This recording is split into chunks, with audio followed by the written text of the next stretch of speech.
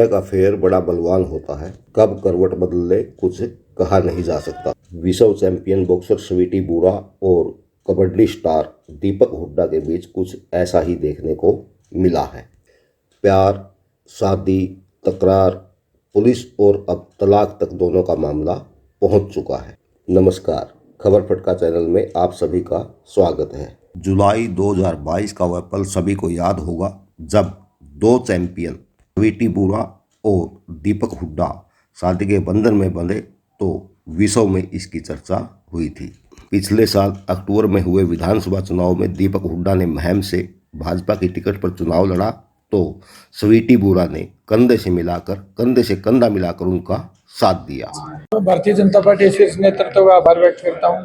एक गरीब घर के बच्चे को मौका दिया इतना बड़ा, और महम चौबीसी बहुत ही विख्यात हल्का है, देवलाल जी के समय से फेमस रहा है। एक एमएलए विंडो भी स्टार्ट करना चाहते हैं जिसमें हम उन लोगों को बहुत दूर तक नहीं जाना पड़ेगा, और हम चाहते हैं कि जो फैसिलिटीज यूरोपियन कंट्रीज में है और बाहर जितने अच्छी कंट्रीज है जहाँ इतने अच्छा स्पोर्ट्स है, वो सुविधा हम भारत में लेकर आए, भारत में महम में लेकर आए। पिछले 4 माह में ऐसा क्या हुआ कि दोनों का दाम्पत्य जीवन इतना कमजोर हो गया कि अब दोनों एक दूसरे के खिलाफ पुलिस थाने तक पहुंच गए हैं। मामला केवल यहीं पर नहीं रुका।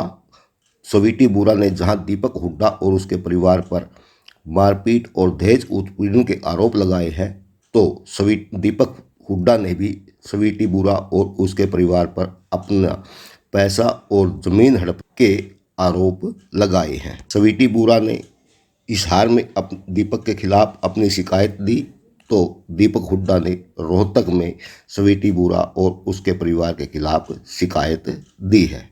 स्वीटी बुरा की शिकायत पर हिसार पुलिस ने दीपक हुड्डा के खिलाफ एफआईआर दर्ज कर उन्हें सम्मन किया है, परंतु सम्मन पर वह पूछताछ के लिए पुलिस के सामने उपस्थित नहीं हुए। स्वीटी बुरा ने अपनी शिकायत में बताया कि 7 जुलाई को शादी के वक्त उसके परिवार ने शादी पर करीब 1 करोड़ रुपया खर्च किया। अब दीपक हुड्डा और उसकी बहन उस पर फॉर्चून गाड़ी लेने का दबाव बना रहे हैं।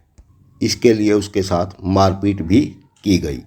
दीपक हुड्डा का कहना है कि वह 2015 से स्वीटी के साथ लिव इन में रहते थे और उसके घर भी उसका आना जाना था। स्वीटी और स्वीटी के परिवार की नज़र उसकी संपत्ति और ज़मीन पर है। स्वीटी के परिवार ने हिसार के सेक्टर 1/4 में उसके पैसे से लिए गए एक प्लाट को हड़प लिया। स्वीटी के पिता महेंद्र बुरा ने भी लोगों को ब्याज पर पैसे देने के नाम पर उससे लाखों रुपए ठगे हैं। दोनों के अपने अपने आरोप हो सकते हैं। आरोपों की सच्चाई क्या है यह एक अलग विषय हो सकता है, परंतु 7 साल लिव इन और 3 साल के वैवाहिक जीवन बिताने के बाद दोनों के बीच ऐसा क्या हुआ कि अब दोनों का रिश्ते में इतनी खटास आ गई कि दोनों ने एक दूसरे के खिलाफ न केवल पुलिस थाने में शिकायत कर दी, बल्कि दोनों एक दूसरे पर ऐसे आरोप लगा रहे हैं जिसकी कल्पना शायद किसी ने भी की हो। ऐसे में इस पर आपका क्या कहना है? आप हमें कमेंट्स बॉक्स में अपनी राय दे सकते हैं।